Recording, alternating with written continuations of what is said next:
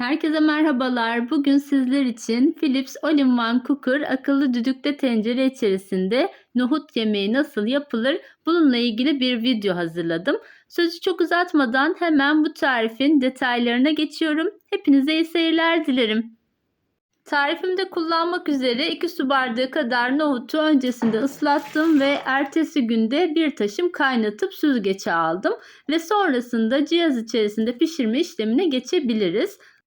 Nohut yemeğimi Philips All-in-One Cooker cihaz içerisinde pişireceğim. Bu cihaz basınçlı pişirme sistemine sahip ve bir düdüklü tencere gibi kısa sürede bakliyatları kolaylıkla pişiriyor. Şimdi cihazımı fişe taktım ve gördüğünüz gibi bu menülerden soteleme kısmına geleceğim. Şöyle oklarla soteleme ayarına geldikten sonra nohut yemeğimin soğanını ve etlerini öncesinde kavuracağım.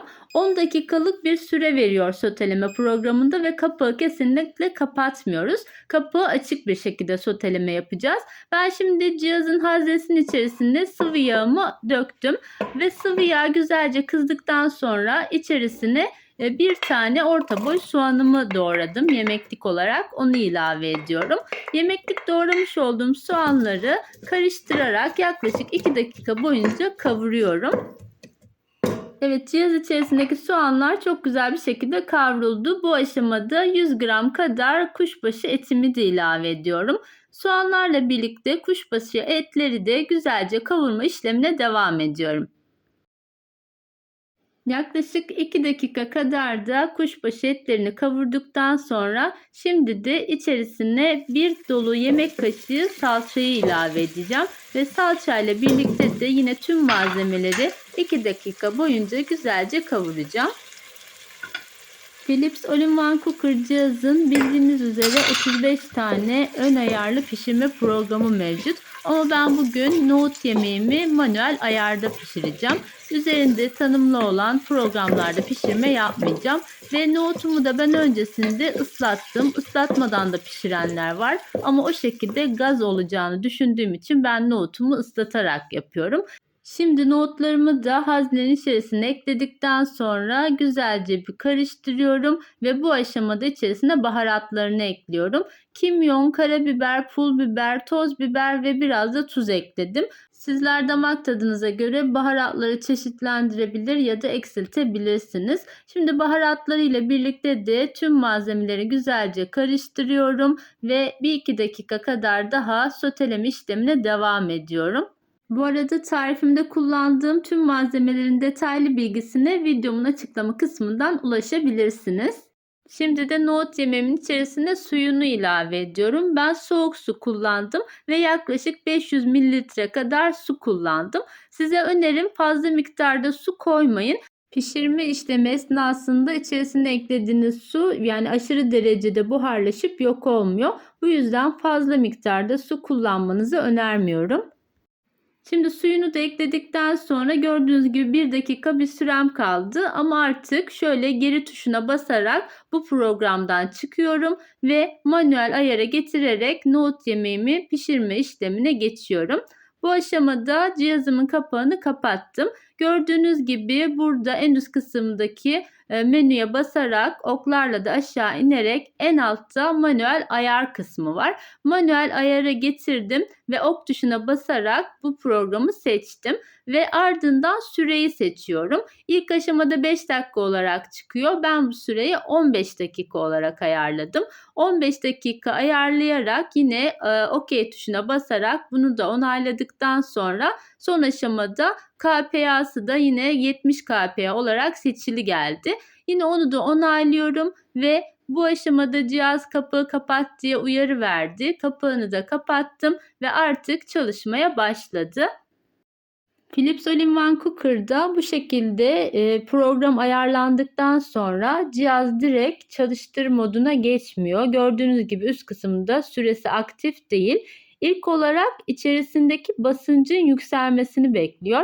Yani 70 kPa seçtiksek o alttaki basınç ilk aşamada sıfırdı. Şimdi gördüğünüz gibi yükselmeye başladı ve üzerinden de böyle buhar çıkışları oluyor. Böyle basıncı 70 kPa'ya geldikten sonra da üst kısımdaki süre kısmı aktif hale geliyor. Evet, sizin de gördüğünüz gibi basıncı 70 kPa'ya geldi ve üstteki süre kısmı da aktif hale geldi. Artık hiçbir şekilde müdahale etmiyoruz ve cihaz içerisindeki nohut yemeği 15 dakika sürede kendi kendine pişiyor. Bu arada cihaz oldukça sessiz. Hiçbir şekilde böyle rahatsız edici bir ses çıkarmıyor. Evet, gördüğünüz gibi 15 dakikalık süre bitti.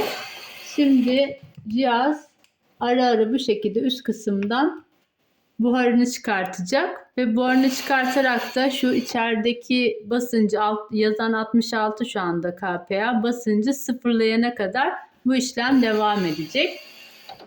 Ara ara bu şekilde üstten buharını çıkartarak basıncı sıfırlanınca biz de kapağı açabileceğiz. Şu anda hiçbir şekilde kapağı açmaya müsaade etmiyor. İşlem bitecek. Ondan sonra biz de manuel olarak kapağı açabileceğiz. Eğer düdüklü tencere kullanmaktan korkuyorsanız eğer bu cihazı gönül rahatlığıyla kullanabilirsiniz. Çünkü 18 tane güvenlik sistemiyle donatılmış bir cihaz. Bu arada cihazın içerisindeki basıncı tahliye etmesi de yaklaşık 5 dakika gibi sürdü. Evet, pişirme süresi sona erdi. Şimdi kapağını açabiliriz. Bakalım içindeki nohut nasıl pişti. Hep birlikte görelim. Bu arada gördüğünüz gibi burada süre aktif. Yani biz kapatmadığımız sürede içindeki yemeği sıcak tutma özelliği aktif halde. Yani 3 dakika gibi bir süre olmuş. Size şöyle yakından da göstermek istiyorum. Gördüğünüz gibi nohut yemeğim gayet yumuşak bir şekilde pişmiş durumda. Şöyle çatalla da eziyorum hatta size göstermek için. Kıvamı da sululuk derecesi de benim için gayet güzeldi. Philips All-in-One Cooker'da yemek yaptığınızda suyu fazla eklemeyin. Çünkü suyu içerisinde kalıyor. Fazla miktarda eklerseniz yemeğiniz çok sulu kalacaktır. Gördüğünüz gibi ben neredeyse 2,5 bardak su ekledim ve suyu kıvamı çok güzel oldu. Ben çok beğendim. Sizlerin de bu tarifi denemenizi tavsiye ediyorum. Şöyle yemeğin kıvamını da size göstermek istiyorum. Gördüğünüz gibi hiçbir şekilde dağılmadı. Çok güzel bir şekilde pişti. Bugün sizlere Philips All-in-One Cooker cihaz içerisinde nohut yemeği nasıl yapılır tüm detaylarıyla paylaşmak istedim. Umarım bu tarifim sizlerin de hoşunuza gitmiştir. Tarifimi deneyecek olan herkese şimdiden afiyet olsun diyorum. Sizlerden ricam kanalıma destek olmak için videomu beğenmeyi ve kanalıma abone olmayı unutmayın lütfen. Başka güzel tariflerde yeniden görüşmek üzere. Hoşça kalın, sağlıcakla kalın.